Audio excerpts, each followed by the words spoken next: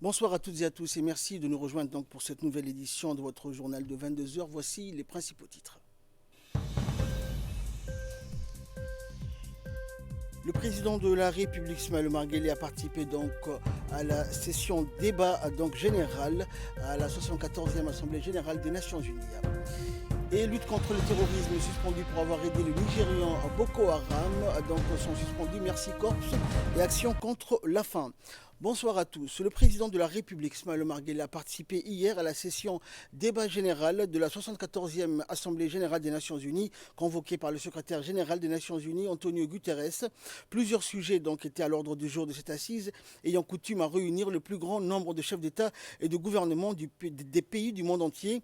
L'éradication de la pauvreté, l'accès à une éducation de qualité, la paix et la sécurité, la problématique liée au changement climatique constituent donc entre autres les principaux sujets qui ont été débattus donc au cours de cette rencontre.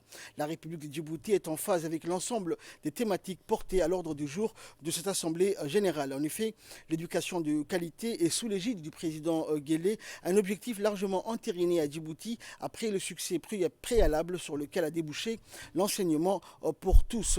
La détermination djiboutienne donc à prendre à bras le corps les problématiques liées à ces deux derniers domaines, en l'occurrence la lutte contre la pauvreté et contre le réchauffement climatique, sont respectivement perceptibles à travers le fait que la création d'emplois est redéfinie en priorité absolue et à travers le fait que notre pays entend recourir à une énergie exclusivement propre d'ici 2021. Et le président de la République, Ismaël Omar Guelleh, a prononcé hier un important discours lors du débat général de la 74e Assemblée générale des Nations Unies. À cette occasion, le chef de l'État est revenu donc sur les différents points en lien avec les objectifs de développement durable, notamment la santé, l'éducation, le climat, la lutte contre la pauvreté. Pour plus de précisions, on écoute le président de la République. Nous sommes aujourd'hui réunis dans un contexte préoccupant dans lequel le multilatéralisme qui a pour fondement la coopération internationale subit des assauts répétés. Cette mise en crise est d'autant plus paradoxale qu'elle intervient à un moment où les liens d'interdépendance entre les pays du monde n'ont jamais été aussi étroits. Les défis globaux requièrent donc des actions collectives globales. L'action multilatérale est vitale, elle est urgente. Ce n'est que collectivement que l'on peut trouver des solutions aux défis globaux que sont la pauvreté, l'inégalité et le changement climatique. Même si les défis affectent tous, les pays les plus pauvres sont les plus exposés en raison de leur fragilité.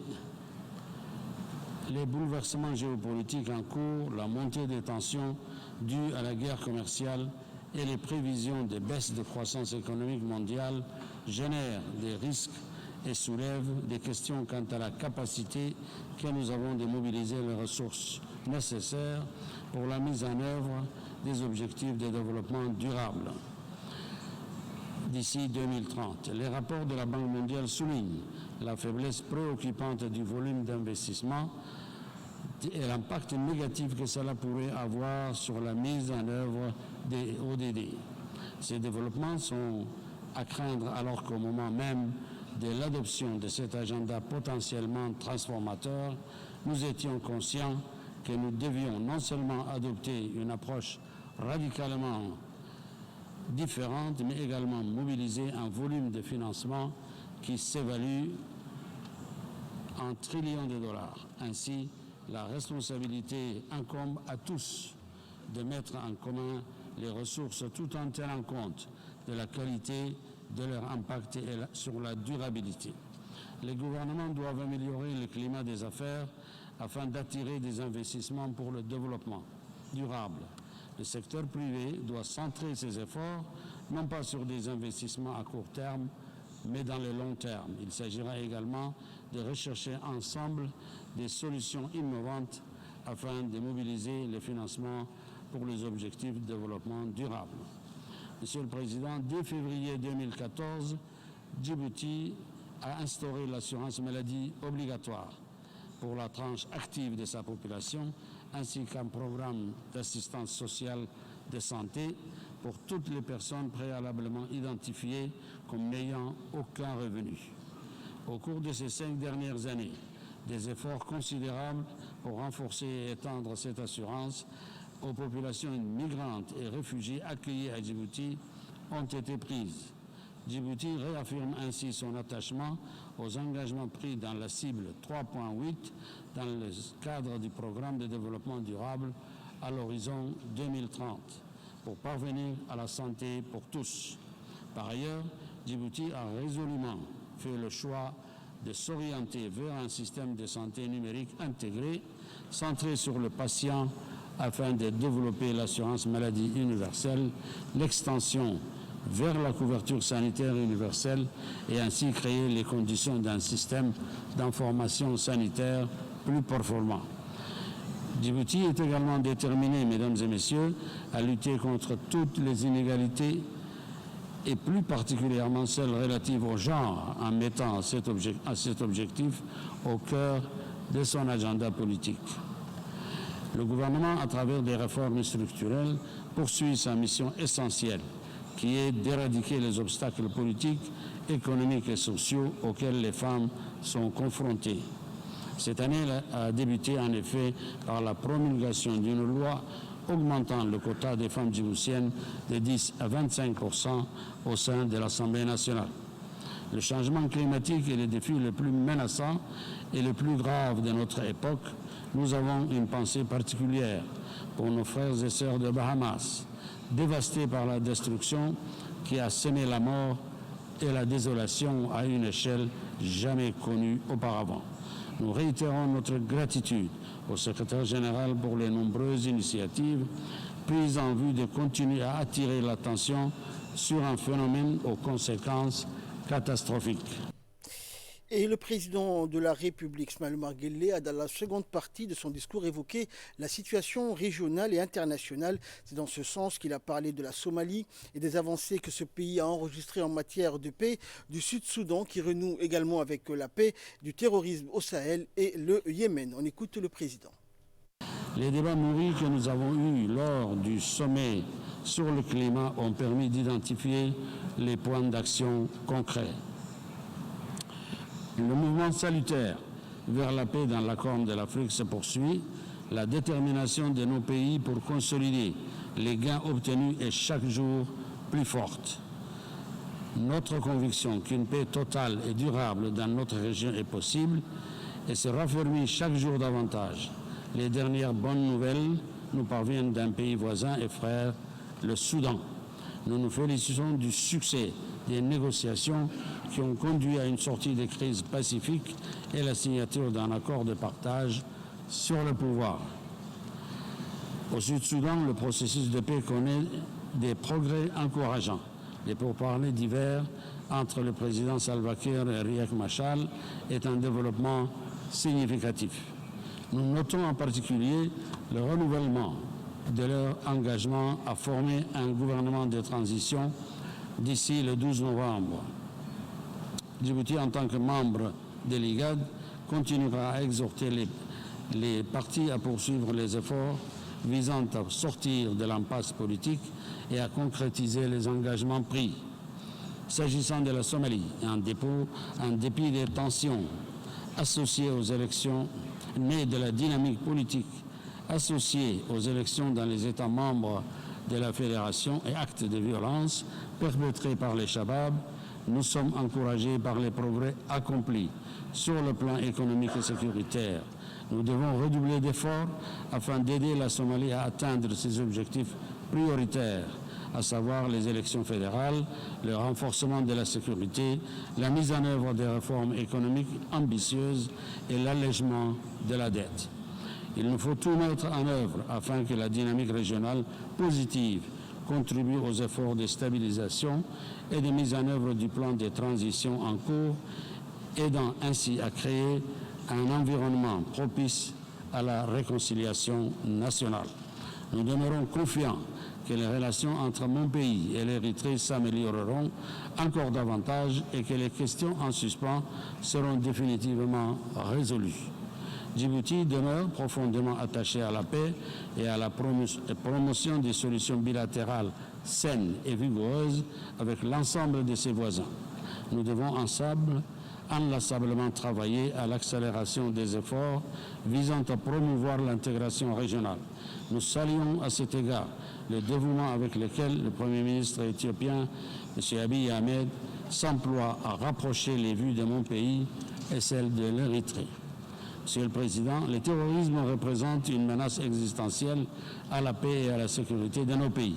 Nous ne pouvons accepter que des civils innocents soient massacrés, mutilés sous des prétextes fallacieux. La situation au Sahel nous préoccupe en tant qu'Africains au plus haut point.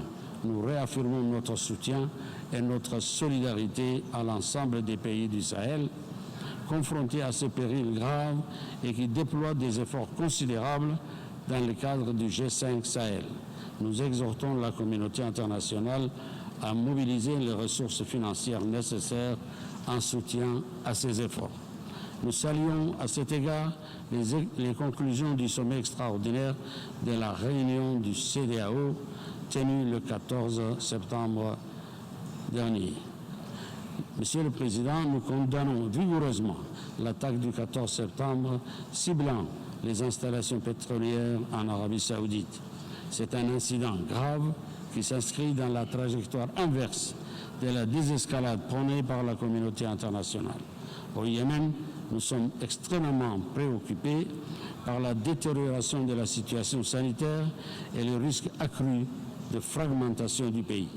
Nous réaffirmons notre solidarité aux autorités légitimes du Yémen et saluons la volonté politique de poursuivre leurs efforts de mise en œuvre de l'accord de Stockholm en dépit des développements négatifs qui ont rendu le climat politique délétère. Djibouti continuera à accueillir les frères et sœurs du Yémen. Ce pays frère est confronté à une tragédie humanitaire sans précédent. Mon pays, Djibouti, a dès le début généreusement accueilli les réfugiés yéménites sur son sol. Elle continuera à faire preuve de la même. La recrudescence des violences dans les territoires palestiniens occupés assombrit chaque jour davantage les perspectives d'une solution à deux États. Ces colonies constituent non seulement une violation du droit international, en particulier l'article 49 de la 4e Convention de Genève, mais également des droits humains des Palestiniens. Nous condamnons en outre avec fermeté les plans d'annexion de la vallée du Jourdain et du nord de la mer Morte annoncés récemment par Israël pour étendre sa souveraineté en Cisjordanie occupée.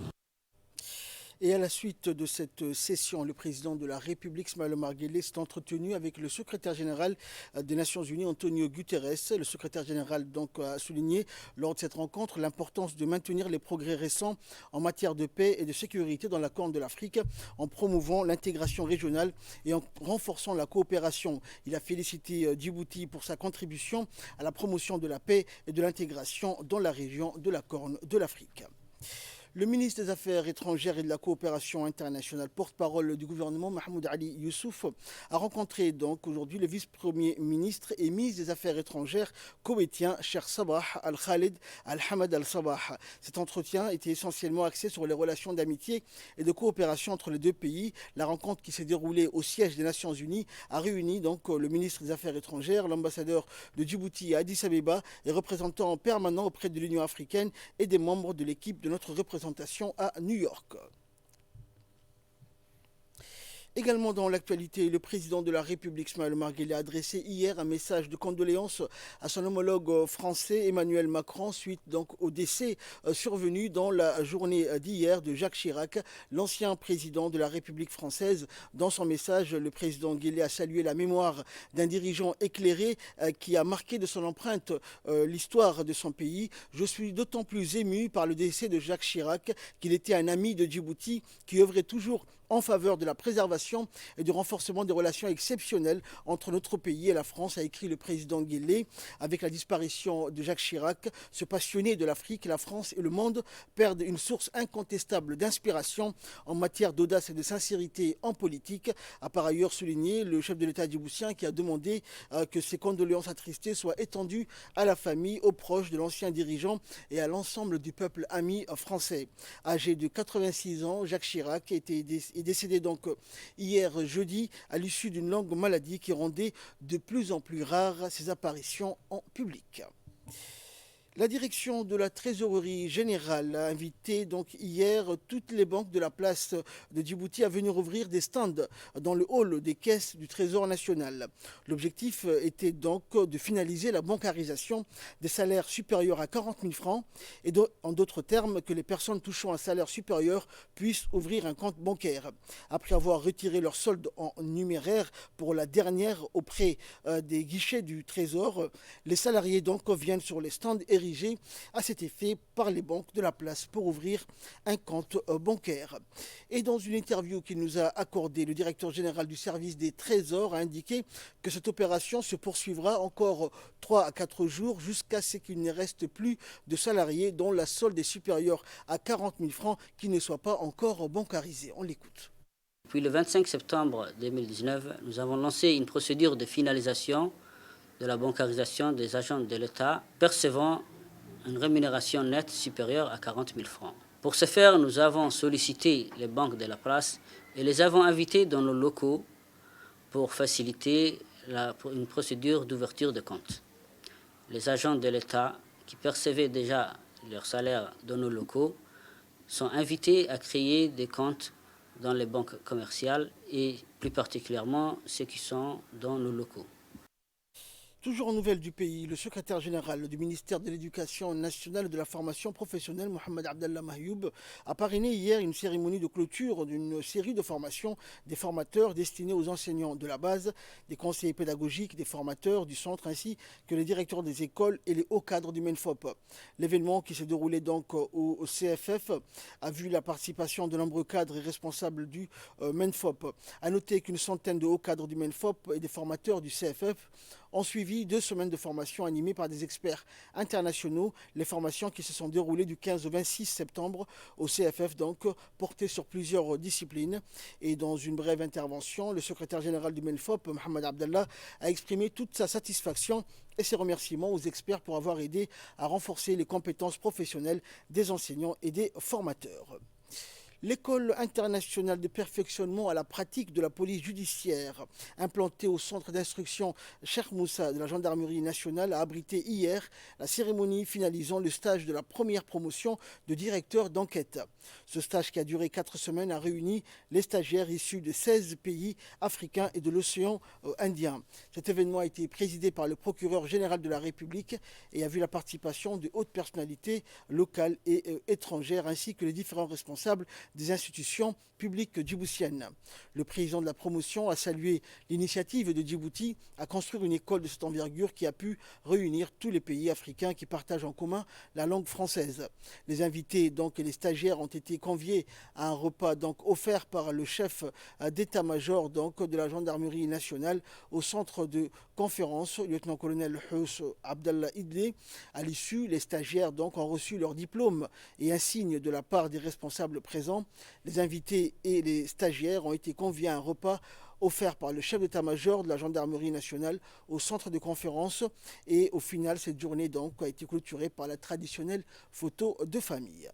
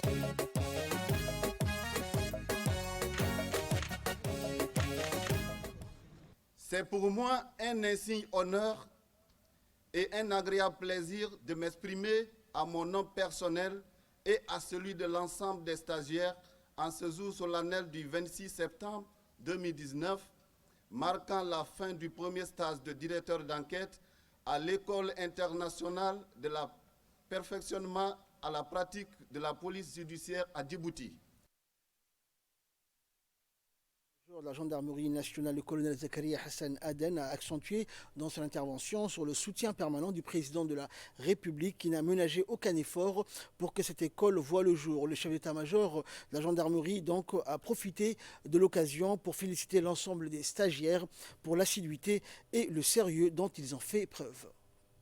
Réunis ce matin pour la cérémonie marquant la clôture du stage international de directeur d'enquête qui a débuté le 1er septembre 2019 au profit des stagiaires des forces de sécurité issus de plusieurs pays de notre continent. Je voudrais avant tout adresser mes remerciements à monsieur le procureur général qui a bien voulu présider cette cérémonie en dépit de son agenda particulièrement chargé. C'est pour moi un grand plaisir de prendre part à cet événement qui consacre la remise du diplôme de directeur d'enquête aux stagiaires de l'EI3PJ. Et nous sommes honorés d'accueillir en son sein des stagiaires de notre continent et de l'océan Indien, pour la 13e fois depuis son ouverture. Si les capacités de notre école, que ce soit en matière d'infrastructure ou du curricula de formation, se développent, c'est d'abord grâce au soutien indéfectible de notre cher président de la République, son Excellence Ismaël Omar Guelleh. Et je voudrais profiter de cette tribune pour lui renouveler mes remerciements les plus sincères et profonds. Mes remerciements vont à l'endroit, bien sûr, de son excellent ministre de la Défense pour son soutien multiforme qu'il accorde à notre institution. Chers diplômés, 4 semaines durant, vous vous êtes attelés avec un grand intérêt et une assiduité exemplaire à perfectionner vos connaissances dans le domaine de la direction des enquêtes complexes. Je me réjouis des excellents résultats auxquels vous êtes parvenus au terme de ce stage et vous félicite tous. Je reste convaincu que ce stage vous a permis de consolider vos connaissances grâce aux enseignements que vous en avez tirés et qui devraient vous être utiles dans votre travail au quotidien. Je suis persuadé que cette formation participera grandement à l'harmonisation de nos procédures en matière d'enquête criminelle complexe et donc par la même occasion d'amorcer les jalons d'un partenariat entre nos différents services de sécurité. En votre qualité d'officier de police judiciaire, vous êtes d'office amené à prendre les directions des enquêtes et à gérer des équipes. Vous êtes de ce fait responsable de la qualité des procédures transmises au parquet. C'est pourquoi je vous exhorte à mettre à profit tous les acquis et de produire, bien sûr, des procédures de qualité. Je vous encourage également à travailler étroitement avec les magistrats de vos pays et à entretenir des rapports privilégiés avec eux. Enfin, je vous dis bon vent et bon retour dans vos pays respectifs, tout en espérant vous retrouver ici même dans le cadre d'autres stages. Mesdames et messieurs, distingués invités, je tiens à saluer l'excellence de notre partenariat avec la France. Cette belle structure est la preuve concrète de la vitalité de notre coopération. Je remercie également tous les magistrats qui participent activement aux différents stages, ainsi que les représentants des agences onusiennes qui nous soutiennent en permanence. Que toutes les personnalités politiques et civiles locales et internationales qui ont bien voulu honorer de cette cérémonie de leur présence, malgré les impératifs qui sont les leurs, soient sincèrement remerciés. Et de son côté, le procureur général de la République a rappelé donc les responsabilités du directeur d'enquête ainsi que son rôle prépondérant dans la procédure pénale. C'est toujours un plaisir pour moi de venir à l'École internationale de perfectionnement à la pratique de la police judiciaire parce que non seulement mon colonel, je sais que la gendarmerie est un partenaire fiable, sérieux et indispensable à l'institution judiciaire, mais également aussi, quelque part, je fais partie des gens qui avaient cru en vous, à cette école, à la création de cette école à vocation internationale à Djibouti. Mon colonel, il aura fallu toute votre énergie pour convaincre la nécessité d'installer une école de formation en matière de police judiciaire internationale et francophone. Et c'est cette appartenance à la francophonie et les valeurs qu'elle véhicule, notamment l'état des droits, parce que Djibouti est à la fois le seul pays francophone dans la région, une espèce de sentinelle avancée de la francophonie, mais également le fait que cette école contribuerait au rayonnement international de la République de Djibouti, qui a convaincu les autorités djiboutiennes, et en premier d'entre lieu le chef de l'État, la nécessité de faire cette école. Mesdames et messieurs, nous sommes réunis aujourd'hui pour la cérémonie de clôture du stage international des directeurs d'enquête. Je n'en doute pas, et c'est pour ça aussi, mon colonel, que cette école est une école de l'excellence, et c'est pour ça que je suis fier. Et c'est pour ça que je suis convaincu que vous vous épanouirez dans le cadre de vos fonctions futures de directeur d'enquête. Je vous souhaite également, à vous tous, un bon retour dans vos pays respectifs. J'ose espérer que vous vous épanouirez dans vos fonctions futures. Et je vous souhaite beaucoup de courage et de chance. Merci de votre attention. Le préfet de la région de l'Unité, Adendrar Moussa, a reçu donc hier dans son bureau la coordinatrice résidente du système des Nations Unies et représentante du PNUD à Djibouti, Barbara Menzi, accompagnée de ses collaborateurs. Cette première rencontre a été l'occasion pour le nouveau préfet de la région d'Ikil de s'imprégner davantage des objectifs du millénaire pour le développement durable dans les différents domaines sectoriels. Aussi, cette première prise de contact a permis aux deux personnalités de passer en revue les voies et moyens de promouvoir davantage les relations de coopération et d'échange entre les agences onusiennes et les institutions régaliennes de la région. Et enfin, pour clore l'actualité nationale, l'Agence djiboutienne de développement social, ADDS, a organisé mercredi l'inauguration du réseau électrique réalisé dans le cadre du projet régional financé par la Banque mondiale dans la ville d'Obok. En effet, dans le cadre donc, de ce projet, l'ADDS a procédé à l'inauguration du réseau électrique d'un volume de 4400 km de réseau électrique basse tension, 750 mètres moyenne tension ainsi que 70 poteaux d'éclairage public.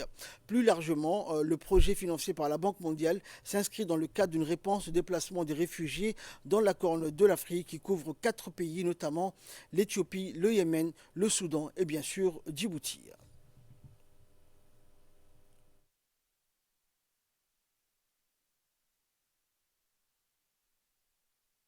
De la ville de Bok. C'est vrai que la ville de Bok était dans le noir, dans l'obscurité.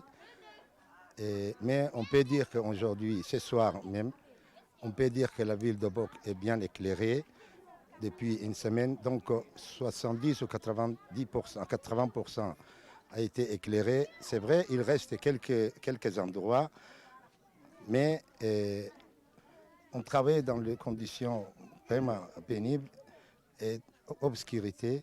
Mais maintenant, on peut travailler dans une ville éclairée.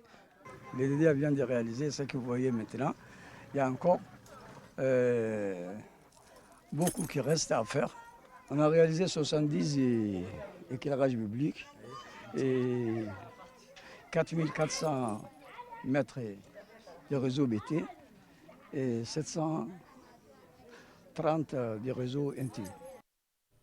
Et de là, nous passons aux nouvelles du monde. Les agences humanitaires internationales au Nigeria se sont maintes fois affrontées aux autorités, ces dernières les accusant de saboter ses efforts pour lutter contre les extrémistes et les terroristes. Le nord-est du Nigeria donc, est frappé par une insurrection qui dure depuis une dizaine d'années et est dirigée par le groupe militant Boko Haram qui a tué 30 000 personnes et contraint 2 millions de personnes à fuir leur domicile. L'ONU a déclaré que 7,1 millions de personnes dans la région avaient besoin d'aide dans l'une des pires crises humanitaires dans le monde. La semaine dernière, l'armée nigériane a ordonné donc la fermeture des bureaux de l'action à but non lucratif Action contre la faim, l'accusant d'aider des groupes terroristes tels que Boko Haram et l'État islamique.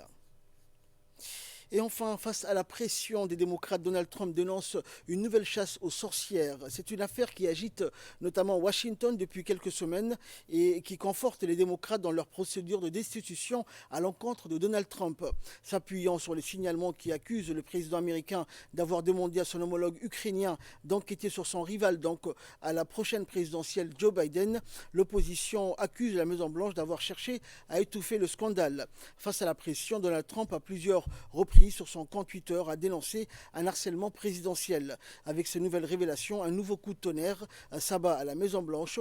La question de la destitution de Donald Trump sera, à n'en pas douter, au cours de la campagne de la prochaine présidentielle, avec des répercussions difficilement prévisibles pour les deux camps. Fin de ce journal. Merci à vous de nous avoir suivis. Excellente soirée sur Télé Djibouti.